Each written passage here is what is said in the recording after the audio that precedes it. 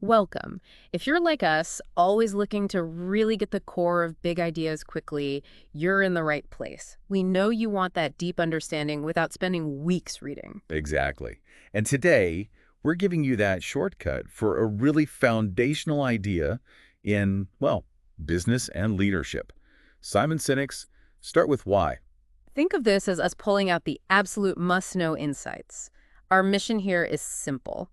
Help you grasp why Sinek's concept of WHY is so powerful for, individuals and businesses alike. We want you to walk away with actionable knowledge efficiently delivered. So, no fluff. All right, let's jump right in. The absolute core, it's right there in the title, isn't it? Start with WHY. It is.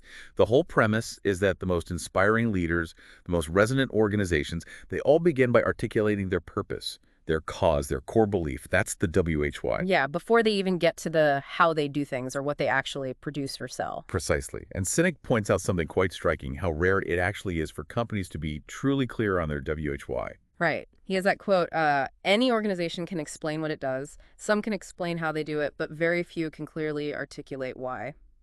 Makes you think, doesn't it? It really does. So maybe we should break down those three elements, just to be super clear. Good idea. So the WHY, that's the fundamental purpose, right? The belief driving everything. Exactly. Why does the company exist? Beyond profit, I mean. Why do you get out of bed? And crucially, why should anyone else care? That's the WHY. Okay. And the HOW. The HOWs are the actions you take to make that WHY real. Your specific processes, your values in action, your unique approach, how you do what you do. Got it. And the what is, well, the obvious bit. Pretty much. Yeah. The what is the result? The products, the services, the tangible things you offer. No, Sinek talks about this golden circle idea, even if not always explicitly drawing it. WHY in the middle, then HOW, then what? Right. And the key is communicating from the inside out. Inspiring organizations start with their WHY. They articulate that belief first. Then they explain how they fulfill that belief. And the what they sell just becomes the proof. Tangible evidence of the WHY. Which leads to that killer quote, the one everyone remembers. People don't buy what you do, they buy why you do it. So powerful, it reframes everything. And it leads into his next big point, the difference between inspiration and, well, manipulation. Ah, yes. Yeah. He argues leaders who start with WHY, they inspire. Others often fall back on manipulation to get people to act. And manipulation here isn't necessarily, evil intent. It can be discounts, promotions, fear tactics, peer pressure, things that drive behavior but don't build loyalty. He even suggests that without a clear WHY, businesses make decisions based on flawed assumptions. There's a quote on that.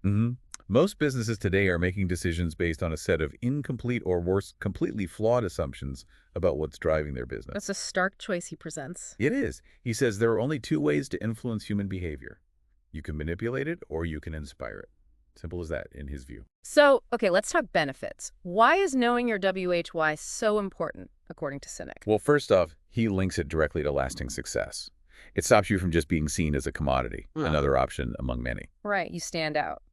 He says knowing our WHY is essential for lasting success and the ability to avoid being lumped in with others. Makes sense. And it fuels everything else, growth, loyalty, that ongoing inspiration. But he warns, and this is crucial, What's the warning? when your WHY goes fuzzy, it becomes much more difficult to maintain the growth, loyalty, and inspiration that help drive your original success. It's like losing your compass. So the WHY acts as that constant guidepost. But why does it work? What's the psychology behind why people connect so strongly with a WHY? Sinek taps into something deeply human here. It's about purpose, belonging. When a leader or organization clearly communicates why they do what they do, it resonates with our own need to feel connected to something bigger. Like finding your tribe. Exactly. He puts it like this. We are drawn to leaders and organizations that are good at communicating what they believe. Their ability to make us feel like we belong, to make us feel special, safe, and not alone, is part of what gives them the ability to inspire us. It's about shared values, then, finding common ground on that belief level. Precisely. He also says, no matter where we go, we trust those with whom we are able to perceive common values or beliefs. Trust stems from that shared WHY. Okay, so what happens in the opposite scenario when the WHY is missing or just vague? Well, according to Sinek, we're left making decisions based only on the tangible stuff. Price, features, service quality. the empirical evidence, as he calls it. His quote on that is pretty direct. Companies that fail to communicate a sense of WHY force us to make decisions with only empirical evidence. And that creates problems. Uncertainty for buyers, instability for sellers. He says it produces an imbalance where manipulation actually thrives. So more stress for everyone involved, essentially. Yeah. When the WHY is absent, imbalance is produced and manipulations thrive. And when manipulations thrive, uncertainty increases for buyers, instability increases for sellers, and stress increases for all. And building real loyalty, forget it. Let's dig into that loyalty and trust angle a bit more. He seems to really hammer that point home. He does. His definition of loyalty is quite striking. He says, loyalty is when people are willing to turn down a better product or a better price to continue doing business with you. That's powerful. Wow, yeah. That's not just repeat business, that's commitment. And trust, he argues, begins to emerge when we have a sense that another person or organization is driven by things other than their own self-gain. It comes from seeing that authentic WHY shining through. So the goal isn't just to sell to anyone who wants your what. It's different. Right. Sinek says, the goal of business should not be to do business with anyone who simply wants what you have. It should be to focus on the people who believe what you believe. Find your believers. And this isn't just about customers, is it? It applies internally, too, with leadership and employees. Absolutely crucial. Great leaders, Sinek argues, inspire action by connecting people to that purpose, the WHY. It's not just about the paycheck or the bonus. He says, great leaders are able to inspire people to act. And those who are able to inspire give people a sense of purpose or belonging that has little to do with any external incentive or benefit to be gained. And think about retaining talent. Motivated people need something to believe in. If they don't find it, They'll leave. exactly. Sinek's quite blunt. Unless you give motivated people something to believe in, something bigger than their job to work toward, they will motivate themselves to find a new job, and you'll be stuck with whoever's left. Ouch. So the leader's job isn't just directing tasks, it's about creating the right environment. Precisely. The role of a leader is to create an environment in which great ideas can happen, an environment infused with the WHY. When people believe, they innovate. They find solutions themselves. And that shared purpose helps during tough times too, right? Gives people resilience. Definitely. Sinek notes it makes it easier to weather hard times or even to find opportunity in them. Okay, another interesting distinction he makes is between energy and charisma. They seem similar, but he separates them. He does. Energy can motivate, sure. Someone loud and enthusiastic gets attention. But charisma, true inspiration, he says, comes from clarity of WHY. So it's not just about being energetic. No. Energy motivates, but charisma inspires. Energy is easy to see, easy to measure, and easy to copy. Charisma is hard to define, near impossible to measure, and too elusive to copy. And the source of charisma? Clarity of WHY. All great leaders have charisma because all great leaders have clarity of WHY. An undying belief in a purpose or cause bigger than themselves. He even flat out says charisma has nothing to do with energy. It's about the conviction. So just to loop back and make sure we've got the framework solid. WIY is the belief. How shows are the actions. What's are the results. Correct, and they absolutely have to align. As Sinek puts it, don't forget that a WHY is just a belief. How show W's are the actions we take to realize that belief, and what's are the results of those actions. And if they don't align, if your what doesn't prove your Bobby why, then nobody knows what you stand for. Sinek warns, if what you do doesn't prove what you believe, then no one will know what your WHY is, and you'll be forced to compete on price, service, quality, features, and benefits, the stuff of commodities. You become interchangeable. So having a clear WIY isn't enough. You have to communicate it effectively. Yeah, it needs to reach people. It needs amplification. Sinek says, for a message to have real impact, to affect behavior and seed loyalty, it needs more than publicity. It needs to publicize some higher purpose, cause, or belief to which those with similar values and beliefs can relate. And that clear WHY changes expectations, doesn't it? Completely. A clear sense of WHY sets expectations. Without it, we expect the minimum price, quality, the basics.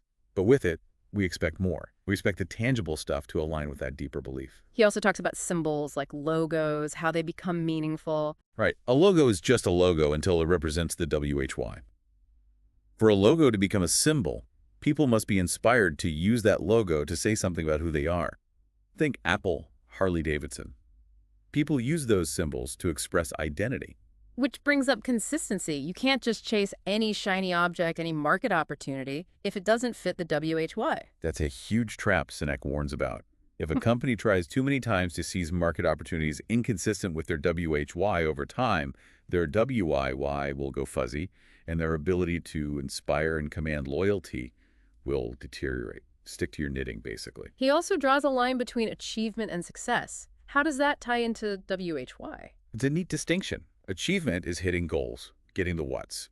Success, for Sinek, is different. It's about clarity while pursuing those goals. Ah, He says, achievement comes when you pursue and attain what you want. Success comes when you're clear in pursuit of why you want it.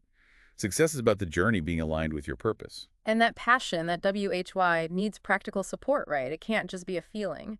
No, absolutely not. For passion to survive, it needs structure. A WHY without the HOWs, passion without structure, has a very high probability of failure. You need the operational side sorted. And importantly, finding your WHY isn't like inventing a marketing slogan. Not at all. It's authentic. Finding WHY is a process of discovery, not invention. It's uncovering what's already there deep down. Finally, he reframes competition.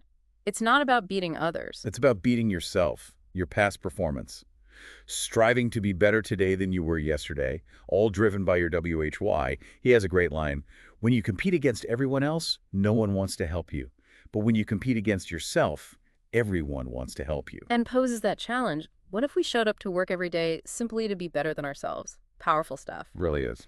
So wrapping this up, the big takeaway from Start With Why is fundamentally lead with purpose. That WHY, that core belief, is the engine for inspiration, for real success, for building connections that last. And hopefully, for everyone listening, this deep dive has given you that solid foundational understanding of Sinek's ideas. A quick way to get informed on something truly important, just like you wanted. Okay, so here's a final thought to leave you with. Yeah. Think about the source material you sent us for this dive.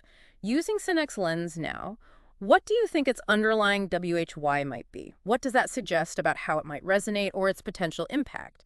And maybe even more personally, what's your WHY? Lots to ponder there. Thanks for joining us for this deep dive.